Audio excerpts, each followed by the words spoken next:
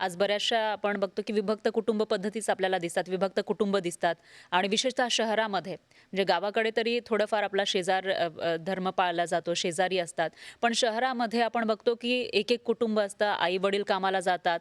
मग अशामध्ये आपण बदलू तर शकत नाही, कारण आपण खूप दूर आलेलो आहोत. मग अशात आयडियल पद्धत कोणती आहे मुलांचं संगोपन करण्याची? आयडियल पद्धत जी नैसर्गिक आहे तीच आयडियल आहे. हां. ती जर करणार नसलो तर ती आर्टिफिशियल आहे अच्छा, मग आणि ती आयडियल असू आर्टिफिशियल. शकत नाही. म्हणून पहिला मुद्दा असा आहे, हं, की आता आपण ब्रेस्ट फीडिंग म्हणतो, हं, हं, स्तनपान. आता अवेलेबल आहे सर्व रेडीमेड मिल्क फॉर्म्युला वगैरे. हं. तरीसुद्धा डॉक्टरच पीडियाट्रिशियन्सच नाही तर सर्वच डॉक्टर म्हणतात, की breast feeding is the best feeding. हं. सोपं आहे का? नाही. नाही. आई जॉब करते, तिला लगेच जॉबला जायचं असतं. हो. कधी-कधी तब्येत चा प्रॉब्लेम असतो. 2 वर्ष ती घरी बसू शकते का? नाही. नाही. पण आपण काय म्हणत असतो, की नाही बसलं पाहिजे किंवा हं. दूध पाजलं पाहिजे, ब्रेस्ट फीडिंग केलं पाहिजे. भारतात आपण एक ॲक्ट ऑफ पार्लमेंट एस्टॅब्लिश केला आहे, इन्फंट मिल्क सबस्टिट्यूट्स ॲक्ट, जेणेकरून आपण ह्या सर्व इतर गोष्टींवर बराचसा बॅन, त्यांच्या ॲडव्हर्टायझिंगवर बॅन आणायचा प्रयत्न केला आहे. हं. आणि गेली 25 वर्ष इंडियन अकॅडमी ऑफ पीडियाट्रिक्स म्हणा, breast feeding network of India म्हणा, सर्व ब्रेस्ट फीडिंगवर काम करतात. हे करूनही आज 60-70% वर ब्रेस्ट फीडिंग जात नाही. हां. पण आपण मेहनत करायची बंद करतो का? नाही. हं.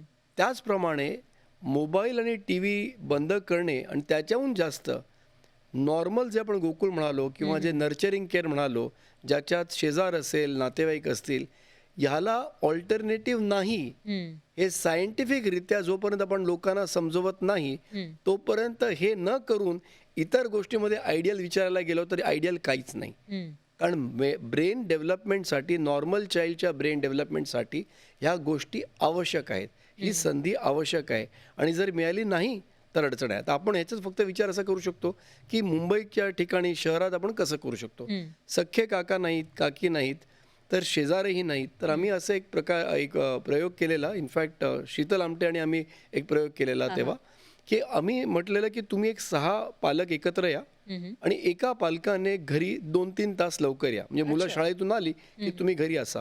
ओके. आणि सर्व मुलाने म्हणजे इतर 5 मुलं आणि त्या व्यक्तीचं मूल त्याने त्या घरी जावं हं, हं. आणि त्या दिवशी त्या आईने, त्या वडिलाने त्यांचं संगोपन करावं. म्हणजे त्यांच्या घरातलं खाणं, त्यांचं वागणूक, त्यांचे गेम्स वगैरे. हं, हं. Next day that mother will go stay back at work. Another mother or father will come home 2 hours early. अच्छा. मग इतर सर्व मुलं ह्यांच्या घरी जातील. हं, हं. All of them were screen addicted. 2 ते 3 आठवड्यात प्रत्येकाचा स्क्रीन टाईम बंद झाला. विशेषतः हं. शाळेतून टीचरने या पालकांना पुन्हा बोलवलं. म्हटलं, "अरे बाबा, परत काहीतरी कंप्लेंट यांची ऐकायला." म्हणत, हां, "तुम्ही हां. केलंत काय नेमकं? तुमची मुलं एवढी कशी सुधारली? हं, हं. ते कोणाला पुश करत नाही, ते कोणाशी भांडण करत नाही. उलट कोण पडला असेल तर त्याला उचलतात. एवढं हे त्यांचं परिवर्तन कसं झालं?" हं.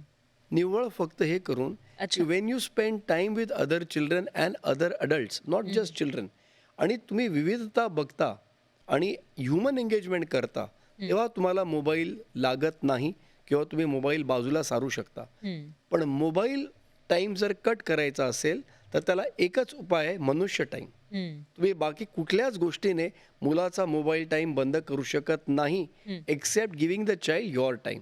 आता युअर टाईम म्हणजे आईचाच आणि बाबांचाच वेळ हवा असं पण नाही, हं, हं. पण कुणाचा तरी हवा. अच्छा. आणि त्या वेळेत उगाचच मोबाईल, टी व्ही बाजूला चालू नसून थेट आपण मुलाशी ज्या ॲक्टिव्हिटीज करतो, इंटरॅक्ट करतो, एंगेज करतो, जे आपण टिपिकली ह्युमन गेम्स जे होते ते हं, आपण हं. करतो. जर हे केले तर मुलाला मोबाईलची सवय. मुलाचं हां. सवय लागणार नाही. पण जर तुम्ही मुलांना इतर अल्टरनेटिव्ह काही दिलाच नाही, हं. then the only alternative is screen time. So the real alternative to screen time is human time.